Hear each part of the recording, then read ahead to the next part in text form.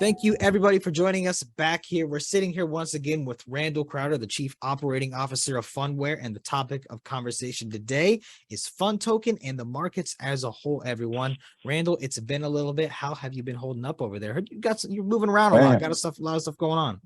Yeah, I stay busy for sure. I mean, being a public company, being, the first public company to throw its hat into the crypto ring in terms of actually issuing our own digital assets, that'll keep you young, or maybe just make you lose a lot of hair. I'm not sure. But it's certainly exciting, and every day is something interesting. And as you see in the market, every day is a new day, and all of the landscape, whether it's regulatory or just business, they seem to be shifting every day. And so I think it's exciting. I mean, that's what happens anytime you have any sort of innovation or disruption. You have all sorts of really interesting, dynamics at play. So, we're excited to play a small part of that. Yeah, fair enough. Yeah, these markets do move very fast, and I'm not quite touching 30 yet, but I'm noticing gray hairs on my head now. But you know what? While it may it's be my birthday today, actually. happy birthday! Today is my birthday. Yeah, I won't tell you how old I am though. Probably 30. You just hit 30. Yeah, I'm 28. I'm almost 30. There you go. There you go. Well, listen. So even though it's stressful and fast paced, I feel like that also makes me personally feel more alive and on my toes with a lot of this stuff. Absolutely. It's very good for that forever student mentality. There's always something new to learn, and you always got to keep that continuing education going forward. So yeah, before we dive too much into these precarious markets and everything, tell me a bit more about PhunToken. Any updates lately? What's been going on? Yeah. So, so for anybody who missed the last chat, PhunToken is this idea of incentivizing engagement. I mean, we've been around since 2009, so we've really helped build mobile. We built the first NFL app, the first NASCAR app, all of Fox's mobile application portfolio. We did the Sochi Olympics. We've done hospitals, stadiums, airports, you name it. We have experience trying to engage consumers on behalf of brands through mobile software. And so like a natural extension of our platform was this idea of let's leverage blockchain to incentivize those transactions. Like if everything that we're doing to engage brands, because remember Phunware, traded on NASDAQ, PHUN is a ticker symbol. We are not a crypto company. We didn't pivot to become a blockchain company. We're an enterprise software company, and blockchain actually extends our platform in a way that we think brands are really going to need to better engage people. Let's face it, we live in an on-demand world that has limited attention span. So how you get people's attention, when you get people's attention really matters. So for example, we just launched at Atlantis down in the Bahamas. So they licensed our smart hospitality solution to tech enable the guest experience at Atlantis, one of the largest luxury resorts in the world, 140 acres, 5 distinct properties, aquarium, casino, all these things. So we're giving them tools to gamify that experience, to drive engagement, and to make more money. They made $50,000 the first week they had it. They've made over $500,000 in the first few months they had it. And so now they're starting to think, okay, what else can we do with this? And so some of that, might start to touch on blockchain. So what if we want to incentivize people to refer their friends to Atlantis? What if we wanted to incentivize people to explore certain other activities, to actually book in certain restaurants that we're trying to showcase, do certain things at the casino. Like if you've dwelled in the casino for 60 minutes, you've been playing a lot, maybe we want to reward you. And so we really wanted to introduce PhunToken as kind of the picks and shovels of our model. I'll get to what the gold mine is here in a second, but the picks and shovels are true utility, right? I want to reward behavior. I want to incentivize engagement. Every time you click something, go somewhere, do something, you're telling someone who you are, where you are, what's important to you. And so let's compensate people for just participating in that kind of one-to-one engagement. And so as we think about where PhunToken can go, it really is this unique software layer that accesses our core platform. So if you want to send a rewarded survey to somebody, you want to send a rewarded point of interest, like come here, I'll reward you with the first 100 shoppers, get something, watch this video, refer this friend. All of that can be tackled with PhunToken that is just built on top of our existing enterprise software. And so Doing that is interesting. The value proposition is there. The product market fit is there. But as a public company, and the first public company to ever issue a utility token, a digital asset like this, we've got to maintain compliance. And that maintaining compliance isn't always the same as it was yesterday, as it is today, as it is tomorrow. The regulatory landscape is a little wonky. And so for people, and I kind of say kids half the time, because half the time it is kids. If you form a company in the Cayman Islands, you sell a bunch of unregistered securities, calling them utility tokens, and somebody comes for you, shut down that business and move to Cuba. I don't know. You can do whatever you want. That's what half of these people are doing. I can't do that. I can't escape. We can't scam you. We can't engage in any sort of fraudulent behavior. And so we've got to make sure that we're dialed in. You got Gensler out here saying that Bitcoin is the only thing that's not a security. The reason why he does that is because of the Howey test, which is very loosely applied. Yeah. And if you read it a certain way, it seems like it applies to everything. If you read it another way, well, maybe there's some wiggle room. But let's be honest, there's 11,000 cryptocurrencies trading today. What's the enforcement action? What's going on? Where do you go with that? Are they all, utility tokens, or are they all something else? You've already seen a large part of the market migrate to NFTs. Make no mistake, nobody gives a shit about art. That is just people trying to get around securities regulation. 100%. By having it be an NFT, you can transact value, and it's not a security. Nobody cares about art. Now, some people do, but I'm just being facetious here. And so for us, PhunToken, we're the first publicly traded company to have a utility token show up on a decentralized exchange. So you can swap it on Uniswap right now. We're evaluating centralized exchanges. We were looking at LawToken, but then, you got the SEC coming in and, the action they took against Coinbase. That's, given us pause. We're looking at that saying, okay, it looks like they're maybe targeting exchanges. Part of the Howey test is this idea of, are you promoting secondary trading and all these other things? And so we're evaluating that hard. We're not trading on any centralized exchanges right now. We're really focused on the technology. We're focused on the utility. We're focused on the value that we can provide our brands. And so that's where a lot of our attention's been. We had one of our major releases come out just last quarter around user authentication, which that'll help establish a more streamlined user registration process, but then also a lot of things around recovery. That's going to be key if you want to work with large brands. Now, remember, most people don't. Crypto right now is about musical chairs.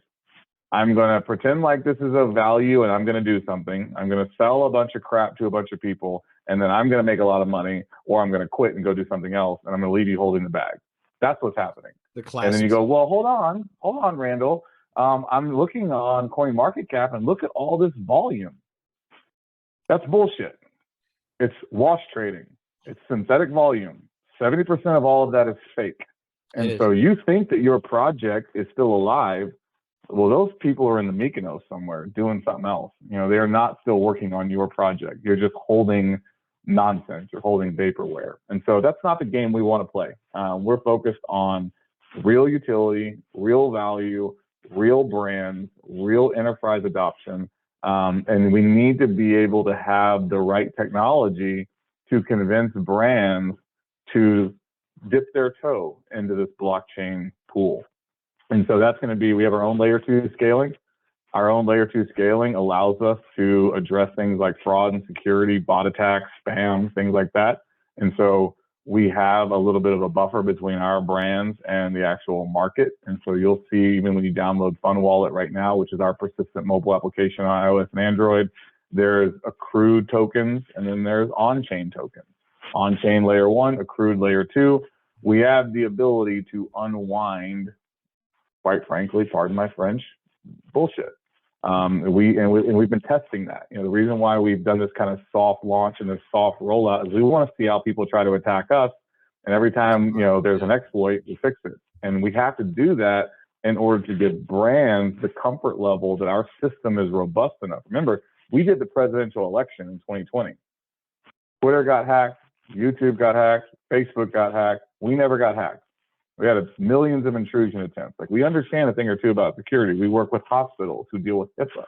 We deal with public companies of SOX compliance. And so we're applying that same rigor to our blockchain-enabled ecosystems, FunWallet, PhunToken, and then PhunCoin, which is a security token that is a sister token to utility token. When I mentioned that picks and shovels, PhunCoin is the gold mine. And so we've got to apply a bunch of professional, big company rigor, organizational discipline to PhunToken and all elements, including PhunCoin. And that just takes longer. And so I think a lot of people, we thank people for their patience. PhunToken is now, like I said, you can buy it, buy.phuntoken.com. You can get it on Uniswap. We're working with brands in terms of strategic partnerships.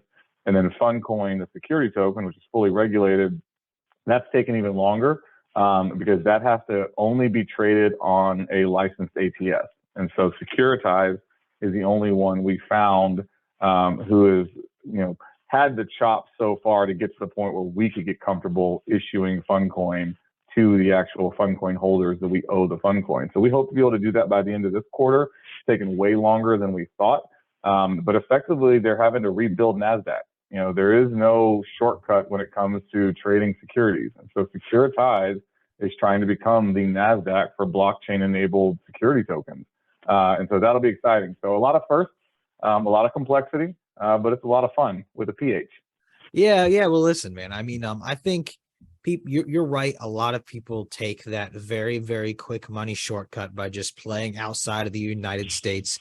And sometimes it's fraudulent. Sometimes usually it's fraudulent. Let's be honest here. Usually it's look, just because, if somebody tells you, hey, I'm an admin, send me, your, all your crypto, and you fall for that. Is that fraud? It's not fraud. You got scammed. And is it even illegal? It depends, really. I mean, if I tell you, hey, give me $20 and you give me $20, I don't know. So people have to protect themselves. People have to understand that nobody's going around asking. It's a new version of the Nigerian email scam. No one's going around in a professional organization going, hey, Michael, send me your social security number. Trust me, I'm a good dude. Just don't do it.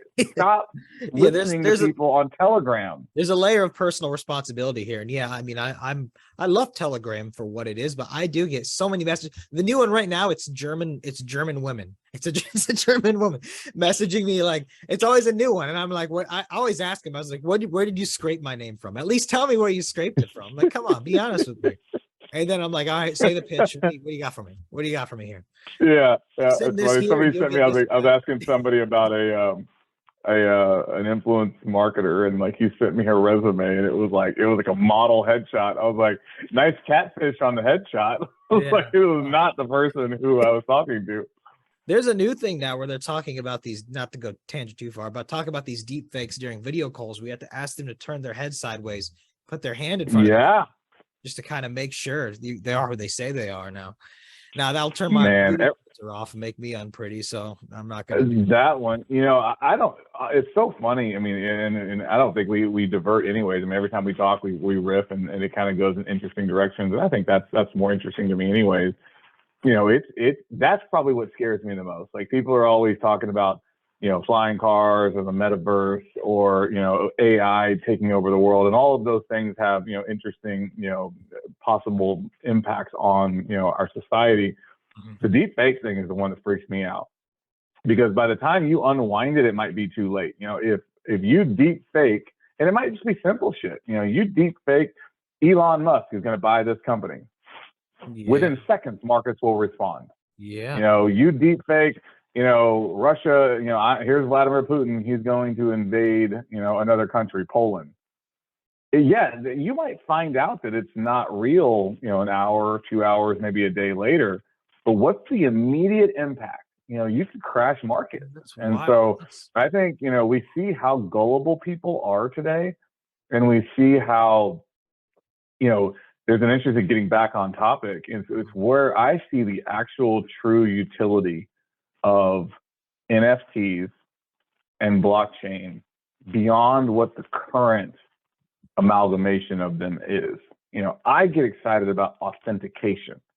So PhunToken is this idea of incentivized engagement, but PhunCoin is really this idea of tracking all of that back to data, one unified ID, one unified, NFT that represents, this individual.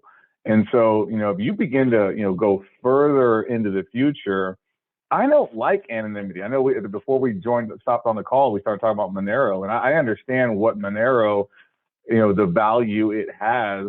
And I think there's a huge market for that. It just doesn't get me up in the morning. The thing I like about blockchain is radical transparency. I like to know that the shit happened the way it was supposed to happen. I like the way that, Bitcoin, you can't really hack it in the way you can hack other things. I like thinking about data the same way. Like, I want to be able to somehow blue check mark content, period. So if somebody deepfakes Vladimir Putin and, publishes something, you can easily see, oh, it doesn't have, a unified, PhunCoin identifier. So it must not, he must not be him. You validate any piece of content on the internet. That's pretty much what I've looked at it too, especially NFTs. It's a digital certificate of authentication, and that has use cases both in terms of in the casual world. I think if you want to go back to look at what is it called, Counter-Strike, they had the loot boxes and the knives. NFTs would be perfect. That's a great game. They don't make them like that anymore. Mansion on Counter-Strike, I'm telling you. That is one of we played that at West Point. Man, what an incredible game. Shout out to Chris Matthews. Yeah, but like those, they when they introduced like skins and stuff, those were essentially NFTs, and NFTs would just be a good extension of that. The current iteration is a speculation, mismatch, money laundering. It's a mess. Yep. It's honestly, which is fine. I mean, it's got to start somewhere. That's true, but at the end of the day, it can authenticate something to show that this is legitimate, and identities would be a really easy one. The problem is, Randall, that doesn't make people a lot of money. Well, first off, NFTs usually don't make people any money; it makes people lose money, and the people who made them, they're the ones. Very true. But it doesn't have that salivation factor that gets people all ramped up. I think there's something to be. You're right, but I think we have to look at it from and we've seen, the proof of concept already, right? You look at these influencers and they love that blue check box next to their Instagram account. Like, that's a point of pride. Yeah. It's a little easier to get them on Twitter, but it's still a point of pride. When somebody reaches out to me now about a big brand, like, hey, I'm so-and-so from this exchange, or I'm so-and-so from this company, I tell them I won't talk to you until you DM me through a blue check marked Twitter account. Fair enough, yeah. But I don't believe you are who you are, and I'm not going to talk to you until you do. And literally, maybe 2% are able to follow through on that. And it's just an easy way for me to filter people. I want to be able to do that like right now.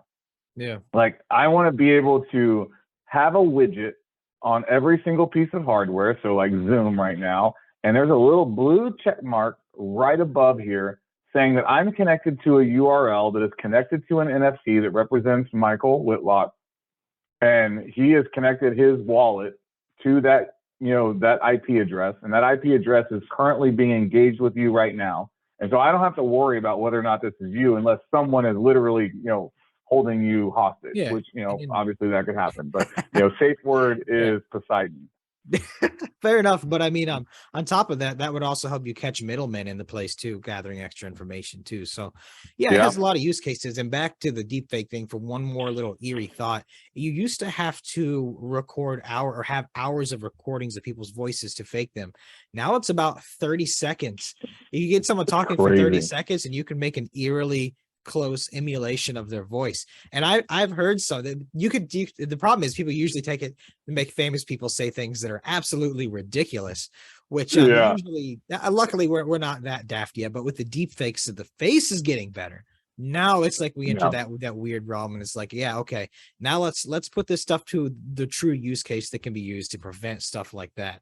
And the blue check is something that could be applied across so many different things, and would help significantly. I mean, even even like going to some usually the older generations, but the text message spoofing and so on, where the text messages seem to come across from the fake thing, or even in the same vein, people doing sim hacks where they swap your sim and they have it.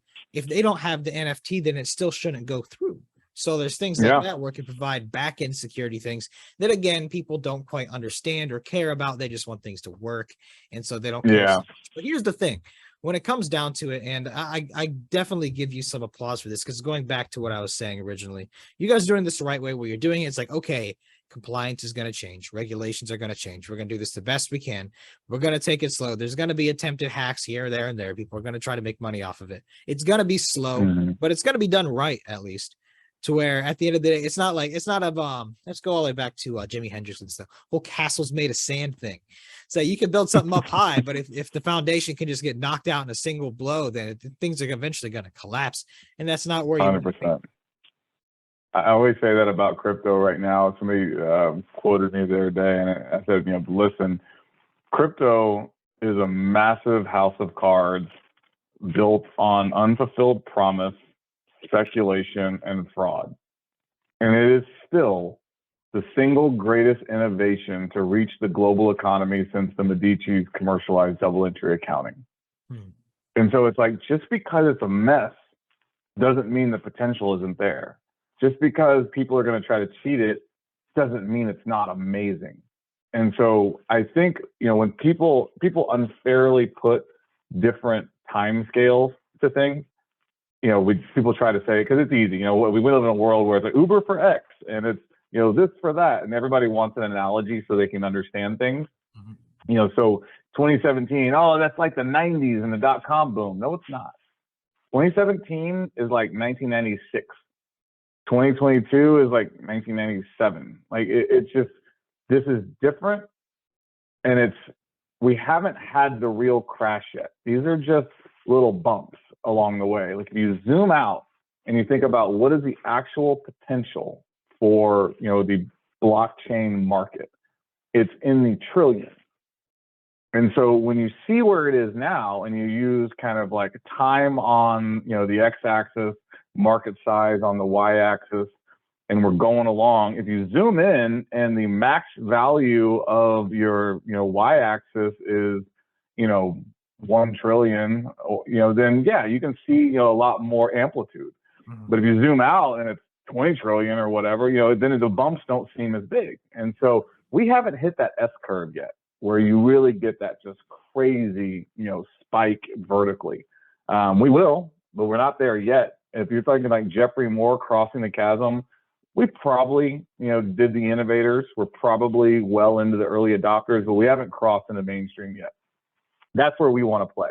And so even with like PhunToken, the cool thing about the way we're designing PhunToken is it's meant to live inside of somebody else's ecosystem. So like right now, if you want like basic attention token, you gotta, get a browser, you gotta give up Chrome and Safari, which you've been using forever, and do an entirely different browser, which nobody really wants to do. Changing behavior is very hard. I don't want to do that. And I also think that we live in a mobile first world that's quickly becoming mobile only. So what I want to do is I want my software to live inside of mobile applications that you already use. I want to monitor and track behavior, and I want to reward it. So if you're already in, a cruise line app, or you're already in a retail app, or you're already in a weather app, and you're doing something that I want to reward, I'm going to reward you there. I'm not going to ask you to create a seed phrase. I'm not going to ask you to answer 10, very hard questions about DeFi and what's a degen and all this other nonsense, because you don't know any of that stuff. You're just trying to enjoy a cruise or buy a shirt or figure out if it's going to rain. I want you to be able to earn crypto without even knowing you're earning it. That's layer 2. And then if you want to take custody of it, I'm going to help you do that. That's how I'm going to acquire customers. So we can help you earn crypto inside of an ecosystem you're already comfortable with. And then I'll send you to FundWallet to take custody. That's when you can create your seed phrase. That's when I'll teach you about crypto. But you've already gotten something, and now you're trying to keep it. You're trying to do something with it. I think that's going to be the future. But once we start doing that, then we'll start seeing real scaling. So, right now we're still in the 90s. Out of whatever major crash we really see, where finally all the pretenders, are gone. People will cash out or flame out. Out of that will rise the real professional, institutionalized blockchain organizations that will actually see things through. Because the future of blockchain rests with real companies solving real problems in the real world. Outside of Bitcoin, not everything is going to magically be decentralized. I think you need centralized organizations building decentralized ecosystems. Because make no mistake, Bitcoin was centralized as fuck in the very beginning, and we still argue about who it was or who they were. But it was, a handful of people who were making the decisions and had a sense of urgency to write a white paper and put the right cryptographic principles together. And then they birthed a decentralized organization or ecosystem that took a decade to figure itself out before anybody took it seriously. Yeah. And so if somebody just said, Bitcoin, decentralized, I hope it works, no one would have given a shit. Someone had to have accountability, sense of urgency, and the credibility to start it. Just like the universe, Big Bang, boom, something's got to happen, and then it expands quickly. Or not so quickly if you think about how long the universe has been around. So that's what we're trying to do. I want to take everything that is good and singularly focused in our organization to build a decentralized data economy. Yeah. And if you can build a decentralized data economy, you can do for data what Bitcoin did for finance, proving that you could interact one-to-one in a trustless system. Let's do that for data, because nobody cares about Facebook, Google, credit agencies, or the data centers that make it all happen. Brands are trying to reach Michael. They're trying to reach the consumer. And right now, Facebook, Google are the only game in town. Let's change that. Let's let brands engage directly with consumers. Yeah, and I like your guys' philosophy there of and it's how things survive is you plays well with others, and to play in the ring with the big dogs in terms of pretty much any actually well-established company. They're not going to play with companies established in the Cayman Islands. They're not going to play with things that are You mean when they go to meet you and all you have is an avatar by your name in LinkedIn? That's not going to instill a bunch of trust. No, they're not going to touch you with a 10-foot pole. Exactly. So like this is the way it has to be done. And like you said, I kind of think of it as I don't know, you could think of coal versus there's a diamond in the coal or something like that. Like there's got to be a lot to be broken away, but there is a very, very valuable kernel there in there, and it's going to take time. Everyone, it's going to take time. And a matter of fact, you can apply this to almost anything in your life that you're trying to achieve. It becomes a lot less impossible when you extend the timeline to a reasonable amount. We're all impatient. We're all naturally, we want results today. We want this to happen. Oh, I'll do this, this, and this. And then it has to be ready for me. I have to be rich by just throwing, if I throw my, refinance my house and put it all in Dogecoin. It's going to happen. Elon Musk said it's going to the moon. We're YOLO. Yeah. Well, you know what? I mean, you use the analogy. It's a very apt one. Two things that are required to create a diamond: heat and pressure. Yeah. And so that's the key. I mean, you're going to go through, Steve Jobs talked about it all the time. The real entrepreneurs, oftentimes aren't, smarter or better looking or with more, access to resources. They're just the ones that persevere. Perseverance is one of the greatest competitive advantages. Are you willing to keep going when everybody else quit? And so heat and pressure, they're needed to create a diamond. And so market crashes, regulatory, ambiguity, fraud, scammers, all the BS, that's heat and pressure. And so who's going to take all that and create, that diamond in the rough and really build something that provides real world utility and long-term sustaining value? That's what Phunware is all about. That's what PhunToken is all about. That's what PhunCoin is all about. And so, we want to be, we got a 10-year plan. We're not trying to be a fly-by-night, take it to the house, BS one-hit wonder. We're trying to systematically build something that can underscore a dramatic shift in how brands engage with consumers. Fair enough. You know, Randall, you gave me a lot of confidence there when you said you don't have to be the smartest or the best looking. I feel like I got a chance now. I hope. I'm in it. Fingers crossed. Yeah, You man. and me, man, we're together. Some good words of wisdom there for everybody. And yeah, these markets, of course, there's gonna be ups, there's gonna be downs. By all means, I mean, have fun. You know what I mean? You know, PHUN, have fun, but enjoy your time in these markets. It's fun. I enjoy this. It's very fast paced. There's a lot of adventure there, so to speak. But be reasonable too, please. I mean, Absolutely. typically, if you look up into the percentages, you should be doing any sort of speculation. They're very low versus the rest of your portfolio. I wish I had more bullish things that people could put their money towards in general. Right now, I don't know, man. Everything's kind of all over the place. I got gold that's underperforming. I got Bitcoin that's underperforming. It's like, man, I should be holding just US dollars right now. That's the number one thing that's seemingly performing the best. Or if I was just now remember, yeah. You said it about the time frame though. You know, there's a study that went out that is basically, you know, if you've held Bitcoin for at least 3 years, no one on the planet has ever lost money. So, you know, I think that, you know, you're exactly right about have fun, but it's also, you know, be patient and be rational. I see it every single time. Oh, this is it. It's all over. Shit. Guess what? You have historically been wrong 100% of the time. The S&P has always recovered. Crypto has always recovered. So unless you're telling me that this is a statistical first, I'm going to tell you you're probably wrong. So until I see zombies running around the streets, I'm going to assume that the world has not ended yet. Fair. This too shall pass, and I'm going to act like history will repeat itself. And I'm going to ignore you when you're freaking out, and I'm going to tell you to chill and assume that what happened the last time is going to happen again. Fair enough. And if you want to feel a little bit better, go buy some fish antibiotics and some M855, and you'll be good to go. And you can rest easy at night. But yeah, chances are, if everything goes totally to crap, none of that will matter anyways. So you might as well be rational optimist. Absolutely. But all right, Randall, man, it's been great chatting with you again. I look forward to getting the next update from you. If there's any last words of wisdom you want to leave people with, what would they be? You know, be accountable. Be accountable to your own strategies.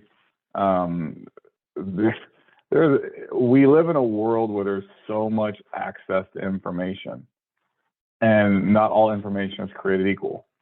And so really be a little bit more confident in your own ability to synthesize that information and make your own decisions. Stop getting on forums and chasing other people's ideas or regurgitating without thinking about what those ideas represent. You've got to really learn to think for yourself.